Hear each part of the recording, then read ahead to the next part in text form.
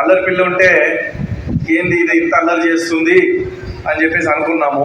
కానీ చిన్న పాప పుట్టిన తర్వాత పెద్ద పాప చాలా బుద్ధిమంతురాలైంది.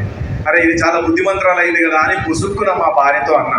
అనగానే వెంటనే మా భార్య అన్నది, ఏమండి మన పెద్ద పాప పేరు ముద్దుగా బుద్ధి అని పెట్టుకుందామండి. వద్దు అన్నాను. లేదు బుద్ధి అని పెడదాం. వద్దు. బుద్ధి. వద్దు. బుద్ధి. సరే పెట్టు నీ ఇష్టం అన్నాను. భార్యల మాట మనం వినకపోతే మన బతుకులు ఫుడ్ పోదు కదా, రాదు కదా. సో సరే భార్య మాట విన్నాను, మా ఆవిడ మాట విని బుద్ధి అని ఎంత వద్దన్నా కూడా పెట్టింది, బుద్ధి అని పెట్టింది.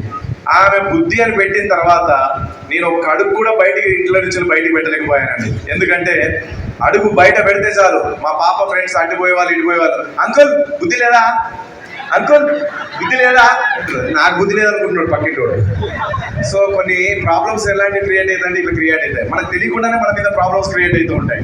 చాలా వరకు రకరకాల వ్యక్తులు మాట్లాడుతున్నారు. ఇందాక మా నాగబాలో సురేష్ అన్న నన్ను శివారెడ్డి గారు వేదిక మీదకి రావాలని అంటుంటే నేను లేస్తూ ఉంటే టక్కన ఒక ఆయన చేయబట్టుకుని ఆపేసిండు, వెనకాల నుంచి చేయబట్టుకుని సెల్ఫీ కోసం అని టక్కన ఆపేడు. ఏందన్నా అన్న కోపంగా అనేసరికి సెల్ఫీ అడిగితే మళ్ళీ ఫీల్ అవుతాడేమో అని, నీది మస్తు ఉంటుందన్నా, నాది మస్తు ఉంటుందా, ఏంటిదన్నా మిమిక్రీ అన్న, నీ దండం పెడతారా ఆయన, నీ మిమిక్రీ మస్తు ఉంటుందన్నా చెప్పచ్చు కదా, లే అన్న నీది మస్తు ఉంటుందన్నా.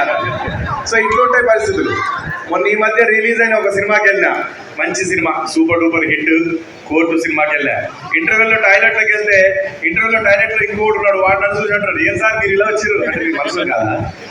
సో ఇట్లా గమ్మత్తుగా ఏది వస్తే అది మాట్లాడేసుకుంటారు. అక్కడ దాకా ఎందుకండి, మొన్న హరీష్ రావు అన్న సిద్దిపేటలో ప్రోగ్రామ్ ఉంటే పిలిచిండు, పోయినా ఆడ మిమిక్రీ చేస్తుంటే ఒక అమ్మ, పెద్దమ్మ లేచి నడుచుకుంటూ పోతూ వైర్ నడుచుకొని కింద పడిపోయింది. అయ్యో అమ్మ కింద పడేది కదా, సాయం చేద్దామని చెప్పేసి కిందికి పోయి ఆ అమ్మ చేయబడుకొని పైకి లేపిన.